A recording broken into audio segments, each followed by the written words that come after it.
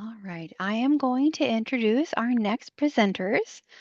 I have Zara Aljabori, I think I said that right, is the curator of education at the Detroit Zoological Society, where she oversees community outreach initiatives along with teen and adult programming.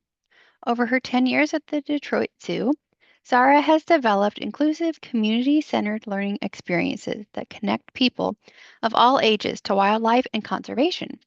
A graduate of Wayne State University in Detroit, Michigan, she is passionate about building partnerships that foster curiosity, access, and lifelong learning. And presenting with her is Shelby and Nicole Lane Clark. They is an education specialist at the Detroit Zoo with a focus on programming for teens and adults as well as community outreach.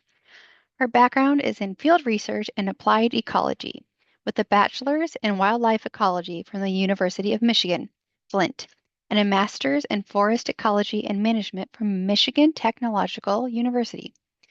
She has always had a passion for sharing her love of science and the natural world with others, and has found her niche in informal education, emphasizing equitable, inclusive, and accessible exposure to science. So please join me in listening to this extremely interesting presentation called Unearthing Science with Shelby Lane Clark and Zara Aljabori. Thank you so much for that, Abby. We're so happy to be here.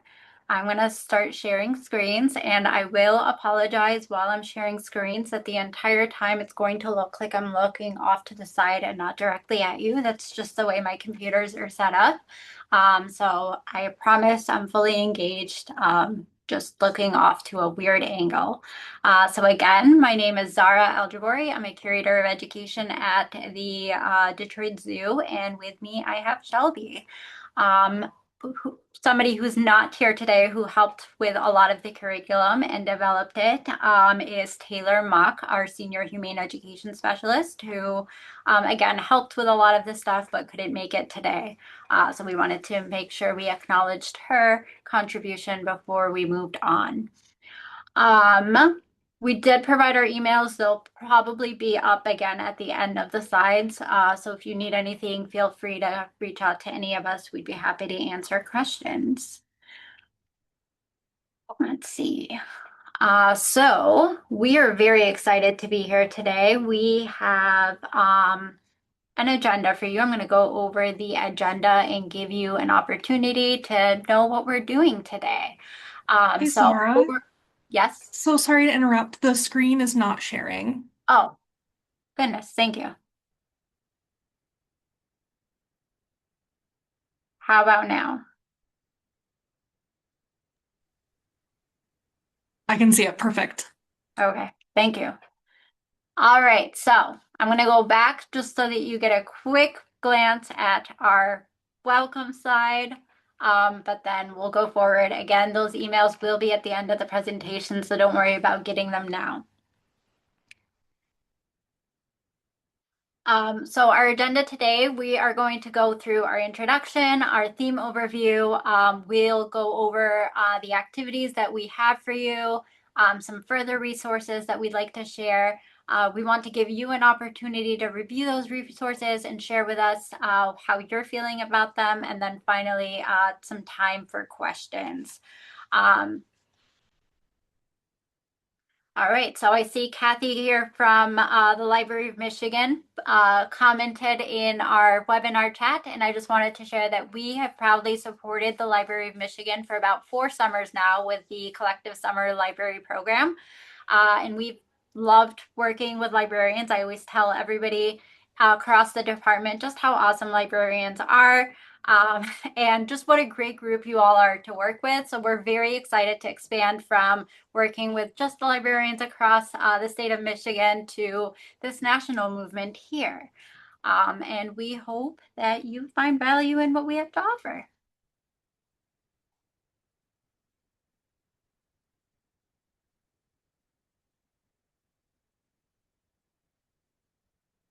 Am I going to? Okay. So I'm going to give you an overview of everything that we'll be sharing today. So our Unearth a Story we took the theme Unearth the Story and we tried to develop lessons that were aligned with the theme, but also were developmentally appropriate for different age bands and were ready to use for librarians. We created a accessible shared Google Drive with all the lesson plans and all the printables that you would need for the lessons. We have a list of materials that you need for facilitating the activities of things that aren't printable. But we did try our best to limit the amount of additional materials you'd need to just the basics. We want to make sure that this is accessible for different budget levels, accessible to different ways of facilitating it, and just really ready to go for you all as much as possible. And then we also focused on flexibility. We know that you all facilitate programming differently. Some of you might choose to do these as class, in a classroom setting at a certain time where everybody is participating. Some of you might package these activities as things people can take and do on their own, or something that's set up in the library as a tabletop activity to be independently facilitated. So we've kept them open-ended for you to have that flexibility and make changes as you see fit.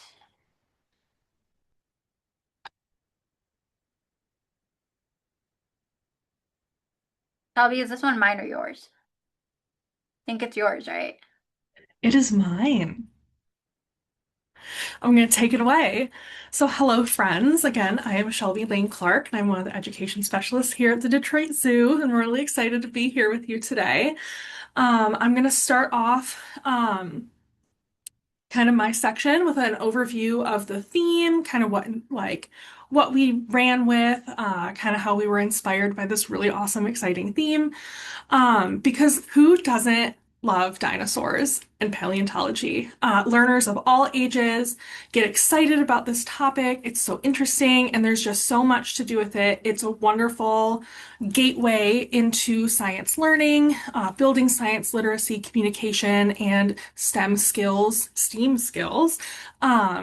As a whole. So we are really excited to be able to use this as a jumping off point and build tools and resources for librarians to use to help build the excitement of the natural world with their patrons. So we, like Zara said, have developed activity outlines for different grade bands. So there's a total of 8 activities, 2 per grade band that we have developed as a team.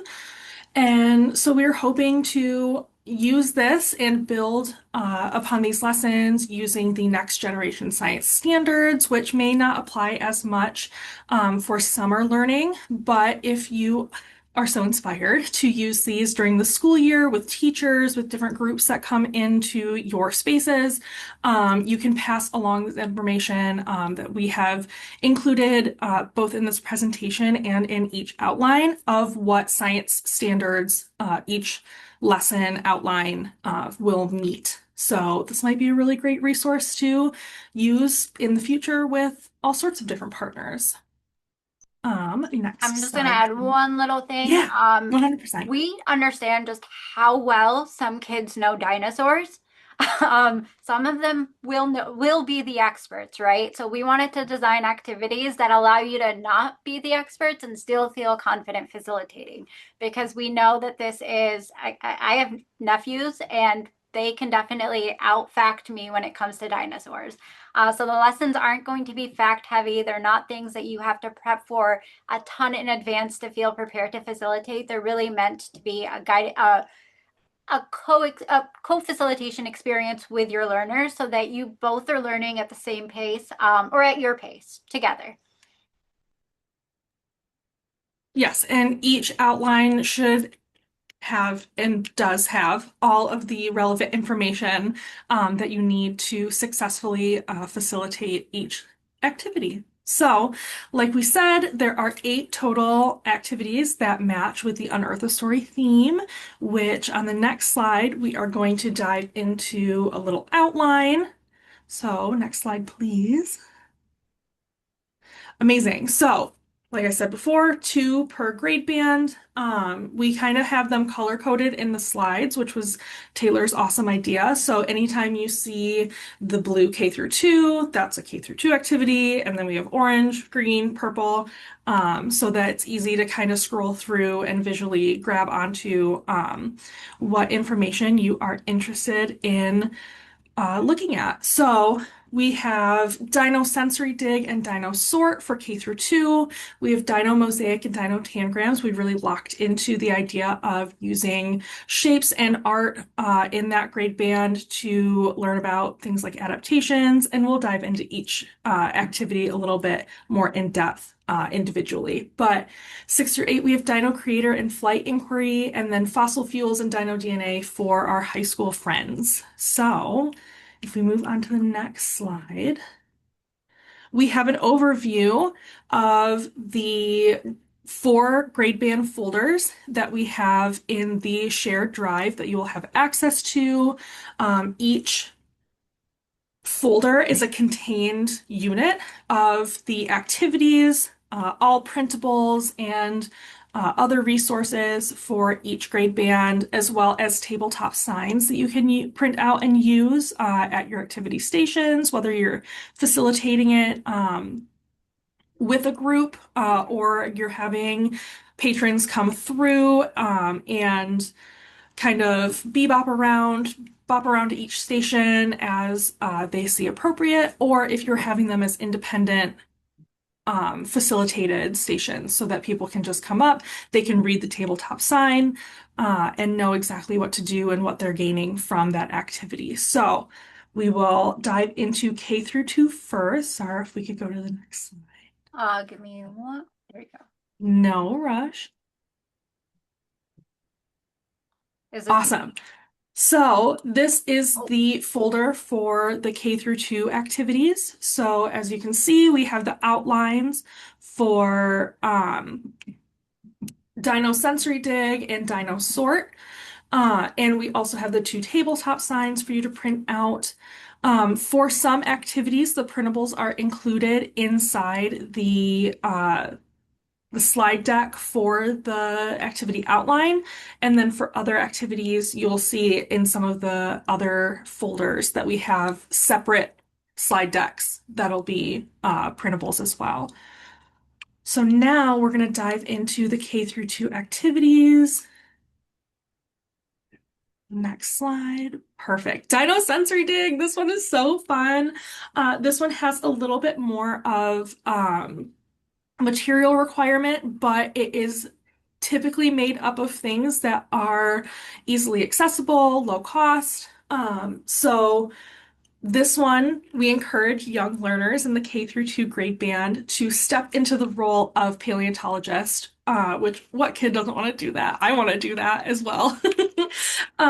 So they are encouraged to dig through a bin of, it can be regular sand, it can be kinetic sand, but the goal is to find different artifacts or fossils in the sand bin so that they can practice using science skills to discover the different artifacts in the bin. So it could be dinosaur toys, it can be rocks, little gems, little fossils, and they will use paintbrushes to brush away the sand and then magnifying glasses to inspect the artifacts that they discover.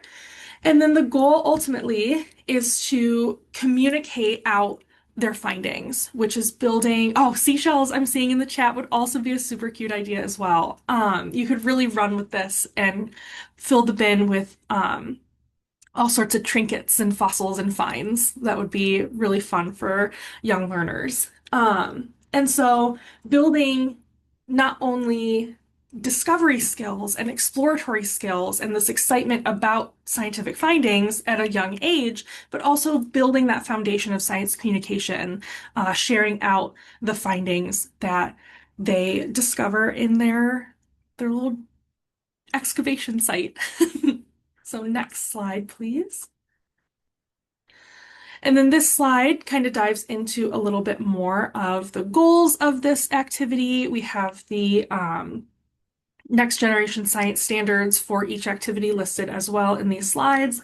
But things that students could look into, what body parts each dinosaur have. You can start exploring adaptations and kind of how different dinosaurs adapted different ways and how they look different, which we'll kind of dive into a little bit more with the next activity. But kind of start turning those gears of why do different dinosaurs look different ways? What could have led them to develop differently? Um, so yeah, using those recognition, observation skills as well is a really great gain from this activity. Next slide, please. Next is dinosaur, and what's really great about these two activities for K through 2 is that they can be facilitated as independent activities, or they can be paired together as in a classroom setting, for example. They can be done consecutively so that students are able to build on not only those discovery communication skills, but then categorizing their findings as well, just like a paleontologist might do in a field setting or in a research laboratory setting.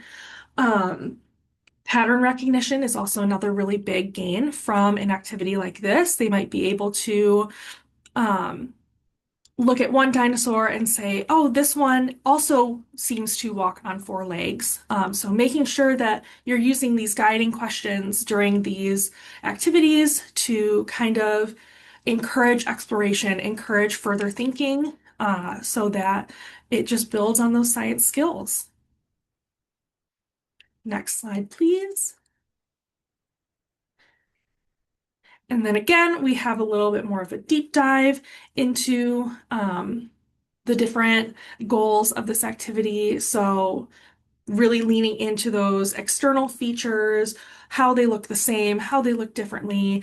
If you are able to know the names of all the different dinosaurs off the top of their heads, or lean on your young learners who may know all of these dinosaurs just right off the bat, because they tend to be so bright when it comes to learning their dinosaurs.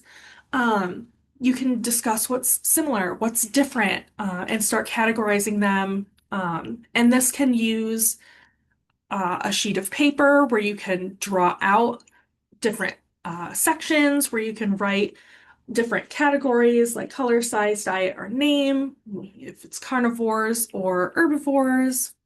And you can really start building those categorization, that's a hard word, categorization skills with your young learners. So yeah, those are our K through 2 activities. And now we're going to move in through our 3 through 5 grade band.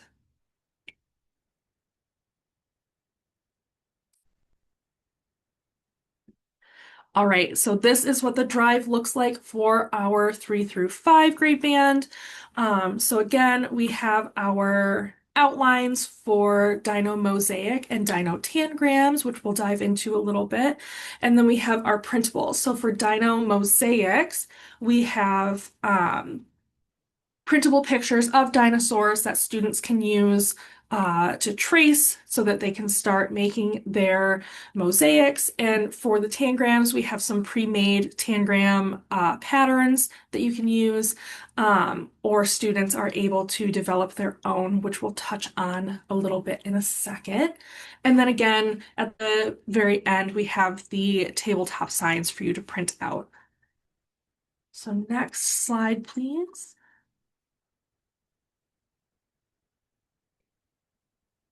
Dino mosaics. This one's super duper fun. So this is really building in those art to science connections, because through the use of drawing and tracing, the students will be able to really dive into the different physical features and adaptations of each dinosaur. So for the printed images, I believe there are 6 or 7 different dinosaurs that they can choose from. And then the idea is that they will then hold that picture up to a window or a light, and then they will have another piece of paper that they will trace in straight lines. Um, Oh, I like that stream ad reading. Love it. Sorry, I'm keeping up with the chat as well. So they will trace using straight lines, the outline of the dinosaur, and as they're tracing, they will be able to communicate what part of that dinosaur's body they are tracing, and then they will use straight lines to fill in different geometric shapes on the inside, turning it into an art project as well. So they're learning not only about physiology of dinosaurs, the adaptations that each body part may be compensating for in their environment. And this is all dialogue and guided questions that you can add in as well that we have in the outlines. So next slide, please. Amazing. Okay, so yeah, this just dives into a little bit more of that description. Another great way to connect to modern day nature is to encourage students as they're drawing, as you're dialoguing with them during their tracing, during their coloring in portion, um, what features of each dinosaur may be similar to another animal that they may have seen in a nature documentary or in their backyard. It can tie together the idea of modern day nature that they may feel more connected to the prehistoric nature that we learn about through fossils. So next slide, please. Dino tangrams. This one is super duper fun. So the idea of this one is to encourage um, shape and spatial recognition and reasoning, as well as problem solving and creativity in problem solving. So this can be done in two ways. Um, there are tangram sets that you can purchase that have pre-existing shapes that are typically made of like a hard plastic. So that is something that you could have on hand to facilitate this. Or you are able to have students cut out their shapes and then build their tangrams using hand cut shapes as well. So you can use foam, cardstock, construction paper. There's a lot of flexibility in the facilitation and preparation of this activity. Um, Having the students cut out the shapes is also great for um, fine motor coordination. And then as they're cutting, you can also discuss the different types of shapes, what they're called, and how they fit together.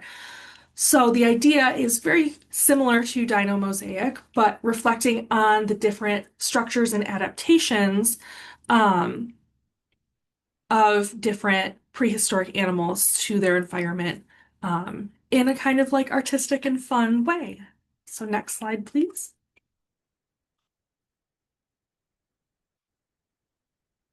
So yeah, back to that survival adaptation, kind of like habitat specificity of different animals. And this can also be used to connect to modern nature if they are looking at a picture of a dinosaur and say, hey, that looks a lot like this other animal that I saw. Maybe they use it in similar ways. And yeah. Another aspect of this one is the engineering portion. So if they decide to build their own dinosaur, they need to consider what shapes fit together best to create the shape and adaptations that they are looking to achieve for their imaginary dinosaur. So that's another creative spin that you could put on this activity. And that wraps up the 3 through 5 band. I know this is a lot of information and we're kind of just trucking through, so there will be time for questions at the end. So 6 through 8, um, is a really, really fun one. They're all really fun, but I am very biased towards 6 through 8 and 9 through 12 education, just because that's kind of where I specialize.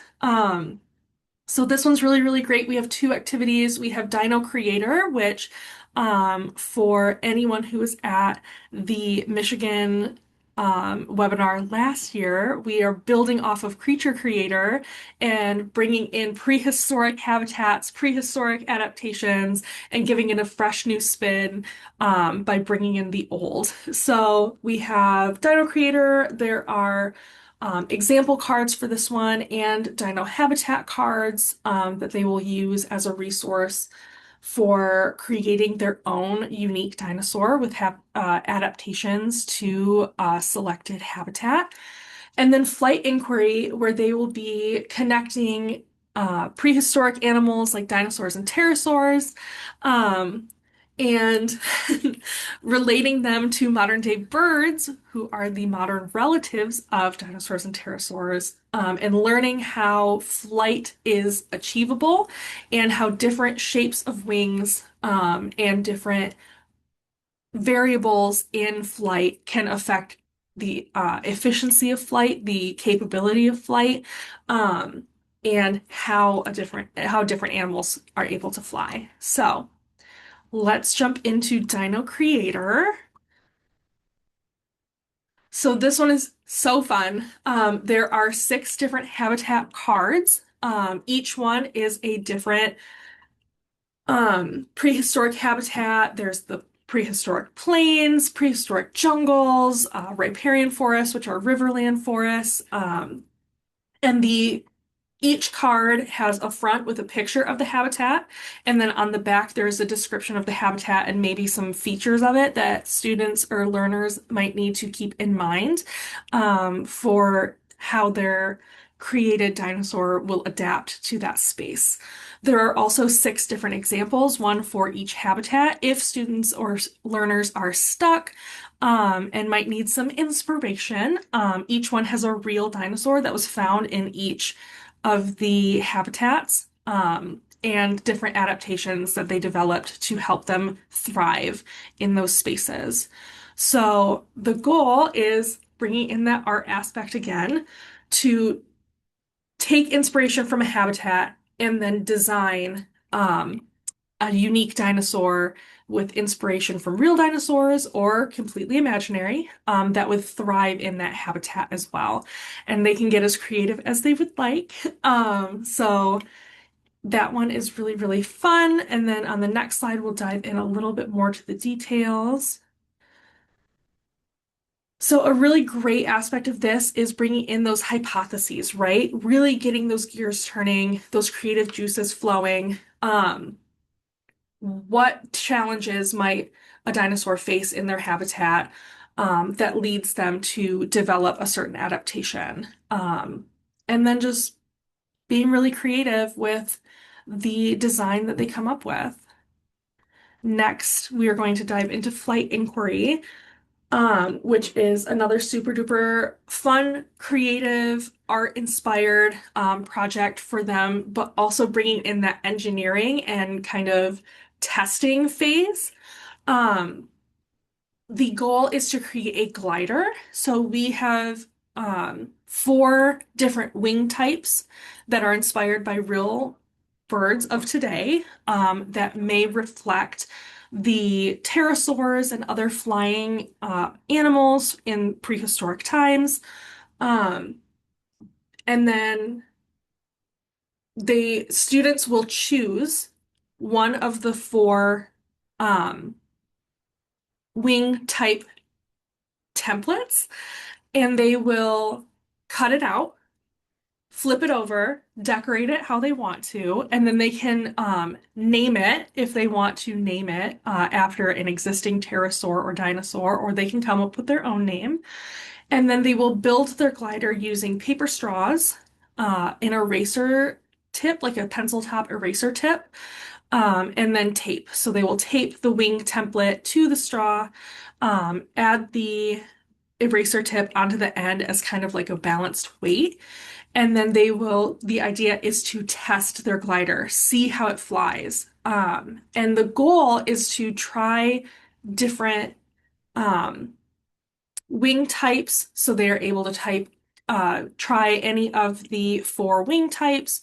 They can test how weight affects the flight capabilities. So adding paper clips onto the wings to see if the added paper clips help it fly better, if it flies better without them. So the goal is just coming up with different designs, testing these different designs so that they get an idea of what wing type flies better or how they are different or the same. So comparison is in there as well. So on the next slide, yeah, so we're manipulating those variables, making sure that they are maybe taking notes. If they are interested in taking notes and doing a comparison, you can do a share out at the end if you're doing this as a group. Um, and just being able to compare if you have multiple different students or learners with you, if they each want to try a different wing type, then they can discuss and kind of collaborate and communicate what was the same, what was different, what they changed, and how. And that's a really great building of collaborative science skills and science communication as well. Good way to eliminate competition in an activity like this is to encourage everybody to build a design and then build a design that's better than their previous one, so Yep, that they're not competing with each other, but they're competing with themselves. absolutely. Thank you, Zara. So next we are going to um, dive into the 9 through 12 grade band. This folder is a little more simplified because all of the resources are contained in each outline. So for the first activity, which is called fossil fuels, the idea is to debunk common misconceptions. Um, oh, sorry, Zara, you can go to the next slide.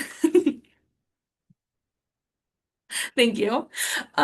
So debunking common misconceptions about how fossil fuels were made, because oftentimes you think fossils are dinosaurs, fossil fuels come from dinosaurs, and so kind of building a collaborative experience where students are able to have a common dialogue where there may be a post-it note up in a shared space, or if this is facilitated as a group activity up at the front of the room, where um, they will write down on post-it notes what is their first thought when they think of the word fossil, um, what they think of when they hear the word fossil fuels, kind of putting the ideas out there that already exist in the group, and being able to meet them where they are, with their existing knowledge base. So they'll work together to kind of decide where they stand in misconceptions that might be held.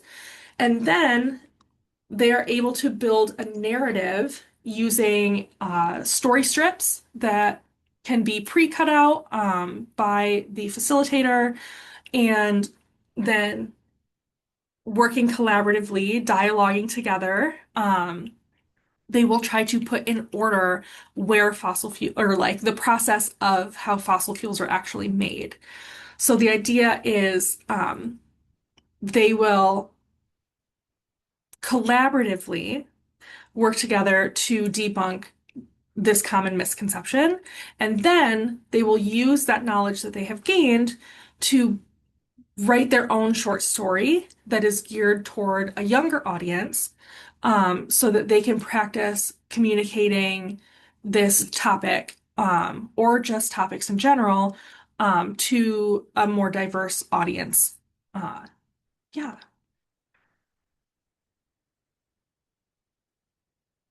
So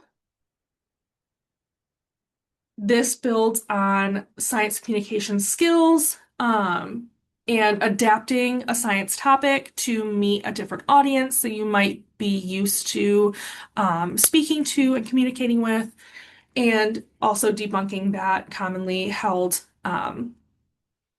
misconception that dinosaurs are what fossil fuels are made of when it is actually different.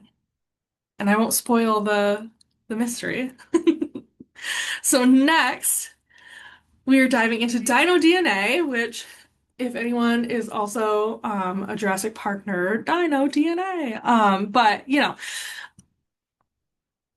I am really excited about this one. But this dives into the genetic aspect of paleontology. So, using things like toothpicks and gumdrops, students are going to learn how to model DNA molecules.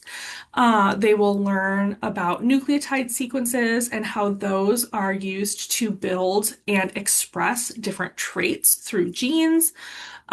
So communicating quite like complex topics in a way that is digestible, pun intended, because it's gumdrops, but more easily digestible for this age audience, but also anyone who would be interested in coming to this activity. So this one has dinosaur characteristic cards that can be pre-cut out by a facilitator, and each person or learner who comes to participate in the activity will get a dinosaur characteristic card as well as a key, a DNA code that has um, the trait. So, for example, arms and legs or head size. And for arms and legs, it could be they stand on all four legs, or it could be their back legs are shorter, front legs are longer, vice versa. For head size, it could be large or small. And then there is a nucleotide sequence that goes along with that. So using the DNA nucleotides of ACTG, they will be able to build those because each nucleotide is color coded to a flavor of gumdrop. So they will then build the DNA sequence of the dinosaur on their dinosaur characteristic card and be able to practice how genes are expressed. So genotype to phenotype. And it's just a really fun and hands-on and kind of unique way to explore what is really a like complex topic that at some grade levels they may not have been exposed to, or they may have a pre-existing knowledge base, depending on where they are in the curriculum of their high school experience. So next page, I was just or going to next. cut in just to say this Oh, actually yeah. for ninth and through 12th grade, but I did it as a student in college and it was a hit with college students. So it definitely can be aged up to the young adult to adult group. I think who doesn't love putting together recipes that are edible and delicious that also explain DNA? Exactly. It's a very widely applicable and just overall enjoyable activity for many age bands. So again, students are going to be learning about gene sequences and gene expression through building those base pairs and DNA codes, those sequences using gumdrops. And be able to kind of better understand how paleontologists use genomics to kind of figure out what a dinosaur may have looked like based on just bones and DNA sequences. So it helps us better understand and get a better picture of what life looked like a really, really long time ago. So yeah, those are our 8 activities. So next we are going to move a little bit more into kind of the connections we can make using activities like these, tips for facilitation, some other aspects of this program and activity, and these activities. But yeah, so nature connections, we're the zoo, right? We got to bring in nature connections. Our whole goal is to connect people to the natural world and build empathy. Um, so one of the ways that you can explore nature connections using activities based on paleontology and prehistoric life, um, is kind of thinking about how these animals, dinosaurs, pterosaurs, other prehistoric animals, would interact with their environment and how we can parallel that to modern animals and habitats. So, Dino Creator is a really great example of this, paralleling the ideas of animal adaptations to prehistoric adaptations and thinking about how we could conserve prehistoric habitats, and compare that to how we do conservation today. Why it's really important to conserve certain habitats and environments, because animals are adapted to live in certain spaces. So that's one way to connect this to modern day nature. Um, Building empathy, which is so important to me personally and to the zoo as a whole and the education department here. Um, Putting themselves in the shoes of the dinosaurs that you're talking about. How do you adapt to your environment? If it's cold, do you put on a coat? A dinosaur might have thicker skin or thicker feathers. A modern day animal could have blubber or thicker fur or fur that's a certain color that absorbs heat better or retains heat. So thinking about the ways you can build that empathy. How would you feel if you were in this scenario? Are really, really important aspects of this as well. Um, Hands-on discovery is just a really, really wonderful gateway to science literacy, science learning, building passion and excitement in science topics. Um, So we tried to make these as hands-on and collaborative and involved and engaging as possible. Um, and then bringing it back, we're bringing in the species in our own backyards. So dinosaur mosaics is another really great example of this, comparing the features, adaptations, physiology, of the dinosaurs that they are tracing and building shapes out of, and saying, oh, this looks really similar to this animal that I saw in my backyard or in a nature documentary or at the zoo. Um, and yeah, building that curiosity about local ecosystems as well, connecting conservation topics to their backyard and to things that are more familiar to them because that builds that really meaningful connection as well. Next slide. Thank you. Yeah, thank you. Zara, is this one mine or is this one I yours? think this one's the last one that's yours. Perfect. We will keep on trucking along then, friends. So bringing in um, the importance of an animal's habitat, like we were talking about in the last slide, and how changes to the animal's habitat and their environment could lead to adaptations or could lead to that animal not thriving. So, bringing in the idea of climate science and climate change can be a challenging topic, but especially in the sense of um, tying prehistoric life and conservation to modern day life and conservation, you can really tie in those ideas of how changes that could be human mediated could impact animals today. Talking about how um, scientists today use things that they learn from the past and evidence from the past and paleontological, that's another hard word, paleontological evidence from fossil records and from other records like geological records could be used to inform conservation decisions today. Um, Ecosystems today tend to mirror ecosystems of the past. They may be in different places.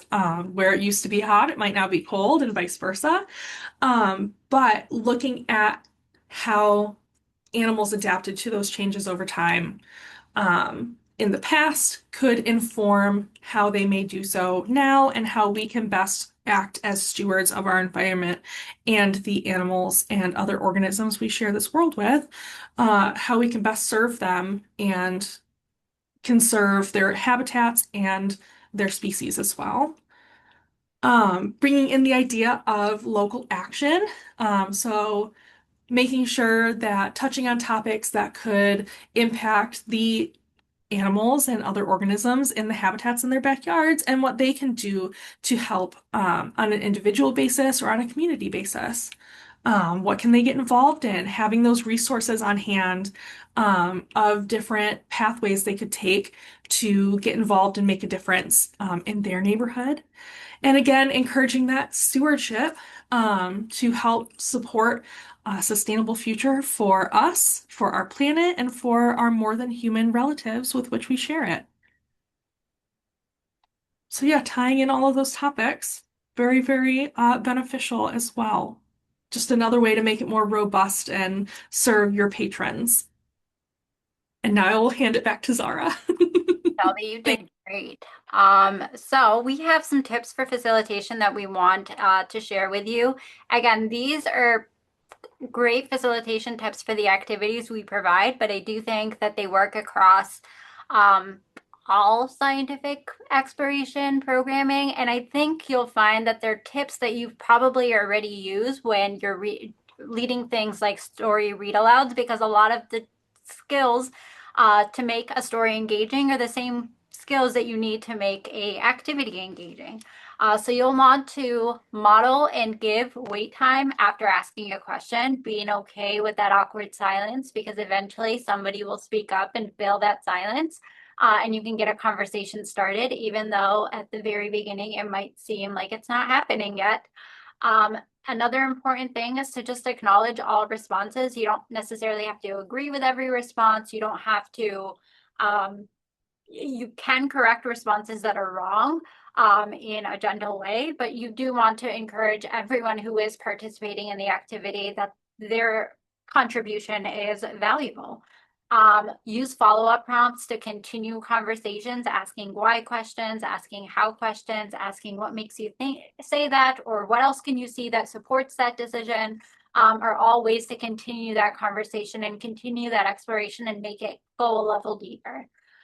We also, especially in larger group settings, you want to hear it from everybody, but you're not going to be able to, and you want everybody to feel heard. And unfortunately, you can't be the ears that listens to every single person. So you want to encourage peer-to-peer discussions or group discussions, and that allows participants to get their thoughts heard, hear feedback about that, and then maybe share out as large groups as opposed to individuals. So that way more people feel like they contributed to more of the learning. Ideally, when I facilitate a program, I want the learners to be speaking much more than I am. One, it makes my job easier. And two, the person who's speaking the most is learning the most. So giving them that opportunity, whether it's in a whole group setting or on a smaller level, to speak more, encourages them to work through their mistakes, usually saying things out loud. You're like, oh, wait, that doesn't make sense, the way it does in your brain. And then model curiosity. I think this is especially important with that 6 to 8 and 9 to 12 age range. The little ones, they'll be excited, they'll be engaged. They might be a little shy at the beginning, but they are going to warm up to activities, especially if they're sand and dinosaurs and other fun things that they can manipulate. With the older students, they're going to need you to model that. They're going to need you to show that they can be grown and they can still participate and fully engage in the activity. So be willing to build something that flies with the students or create your own mosaic. work through your frustrations with them in a healthy way and show them that it's okay to fail. And it's okay if your flight or your little flyer doesn't go as far as you thought it would. It's fine, and it's all part of the learning experience. So these are some tips. Next up, again, I talked about this a little bit, but you all probably already do this when you're reading books. You want to ask open-ended questions to encourage that deeper level of thinking for students. So you're going to promote curiosity and deeper thinking. You're going to encourage learners to explain their reasoning, explain why they feel the way they feel, or why they think something works the way it thinks. And again, allow them to confront something that maybe they said and now they realize, wait, that doesn't make sense. That can't be it. And then support multiple perspectives and ideas. There's not one way to do a lot of these activities, and it's okay. There's going to be dinosaurs that are sorted in different ways, and that's really fine. That's how the science classification system worked. A bunch of scientists classified things in different ways, and then they were like, let's reach a consensus. And that's a healthy part of science discussion. And then it builds confidence and communication skills by encouraging them to be those presenters and to share those ideas, and being a willing listener to them, they feel confident in the information that they had to share. We have some examples of discussion questions, or sorry, not discussion questions, some open-ended questions that we have for you. The observation questions of what do you notice, what do you see, some comparison questions of how is it different, how is it the same, why do you think that is for explanation, what do you think will happen next, prediction. I know as a reader that's one that you're constantly asking yourself when you're reading, and I'm sure when you're reading to others, you're constantly asking them what they think happens next. Connection. Speaking to that relevancy piece that Shelby touched on with our nature connections, building that relevancy and connecting it to their real life helps them hold on to it and apply it in different ways in different parts of their life. So that's really important. And then a reflection. For youth, it really helps solidify the experience into a memory when they're able to reflect on it, when they're able to take that information, think through it for a little bit, and really come up with, this is what I know about this activity, or this is what I know about what I did today. And what then they're able to recall, and you're not getting the, what did you do at the library today? Nothing type of response, because they've already thought about what they did and why they did it, and they can recall that information later on and reflect on it. We have some open, yes, we have some reflective questions that we want you to look at. And again, you'll have access to the slideshow and the slide. I am talking really fast right now because we want to give you a chance to explore the Google Drive and to ask any questions that you might have. So I'm going to breeze through the reflective questions and skip right over to our resource review. So we're going to drop a link in the chat to the Google Drive. One thing I want you to check is make sure that you all don't have edit access to any of the folders. We checked before this, but it's always helpful to have a second set of eyes on it, or 700 other eyes on it. And then also just look through things and see if there's anything in there that you have more questions about. If you do have questions, we're around for the next 10 or 15 minutes to answer those questions. But again, you'll also have our contact information, and we'd be happy to talk through any of the activities. You can see Shelby, at least, is super enthusiastic and loves dinosaurs. So we're around. We'll be happy to answer your questions. And we want to make sure that you have this time to just explore, see what makes sense, and kind of see mostly what Shelby was talking about, and see the resources that were in there, because I know we did a lot of talking at you.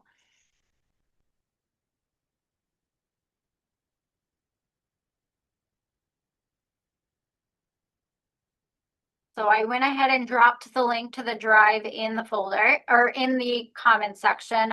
We are going to update the slide deck so that it's in there. So if you're listening to this on webinar and you're like, I don't have this, you'll at least be able to look at it through, I don't know how that, yes, you'll be able to see this because you'll have the recording of the webinar. So you'll be able to pipe up the address on your own and get to the site.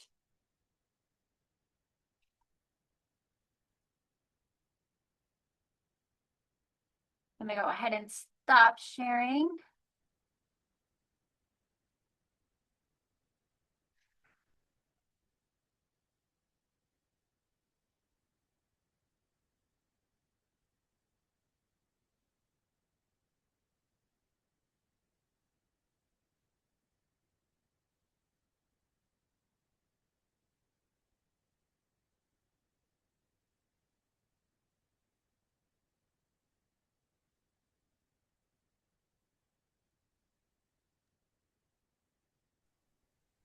I would like to just briefly touch on the really wonderful and constructive conversation that happened in the chat about resources for the Dino DNA activity, and I am going to update that outline to reflect some of the feedback that we got about um, the materials. So I will have that updated end of day today.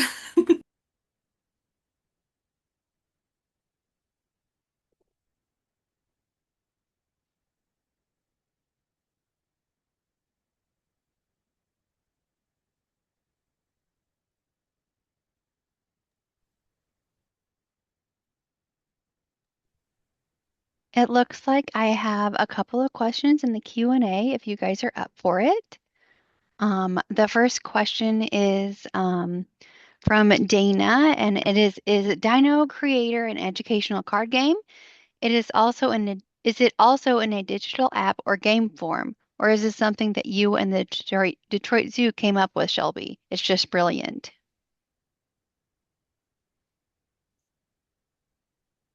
So, Dino Creator is inspired by an activity that we developed for Color Your World, which was Creature Creator, where we did something very similar with having little habitat cards where on one side it's a picture of the habitat, on the other side it is a description with some hints to some challenges that might need to be adapted to.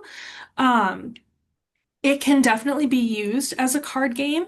I'm sure it could be adapted in that way.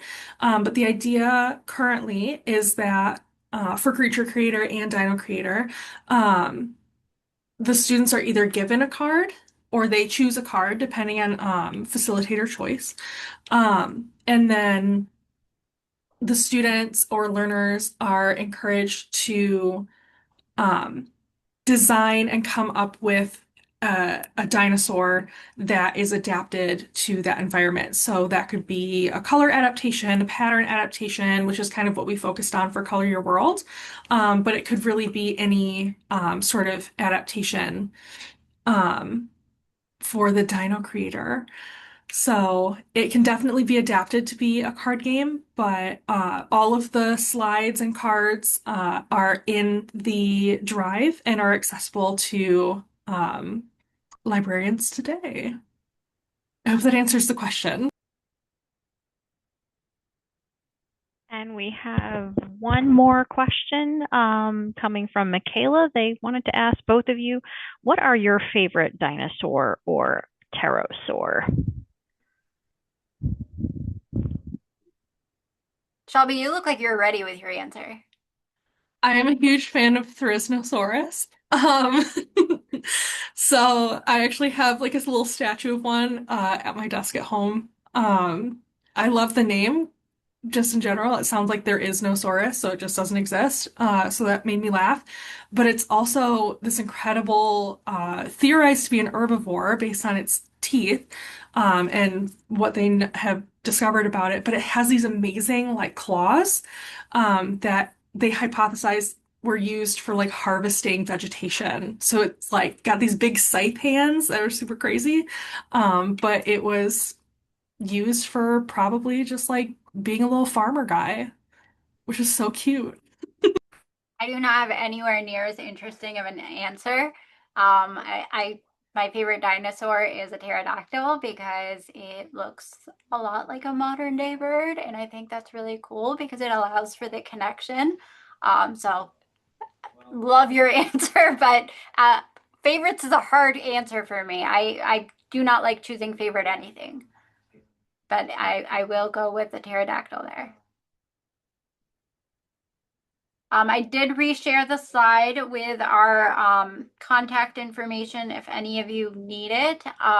We did have a reflection question that we meant to ask, but we recognize that time is up, but because reflection is important and helps make memories out of experiences, we do want to end with a reflection question. So if in the chat before you pop off, you can answer what you're most excited about, or something that you're, looking forward to doing with these resources, we'd love that.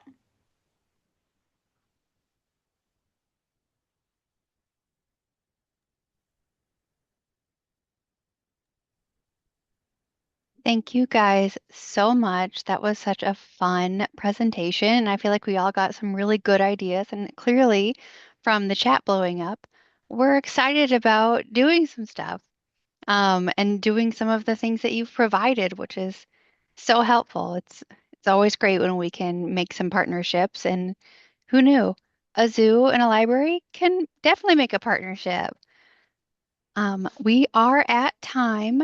I will get the link from Zara and Shelby, and we will include that in the resources that we send out at the very end of the symposium, probably a couple days after, once the recording is ready.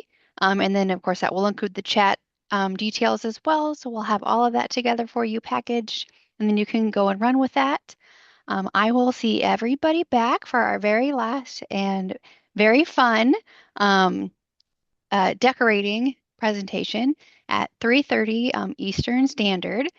So of course do the time math for that. But at 3:30 we will return and we will have one last presentation for you. And then hopefully we'll have you guys excited for summer reading in just a couple of months.